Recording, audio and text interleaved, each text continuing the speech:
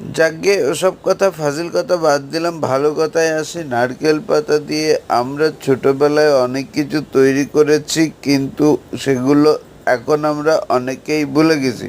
এভাবে হচ্ছে না ভাই, ভালো করে পারেন। আমরা নতুন করে আবার শিল্প খুঁজে পাচ্ছি।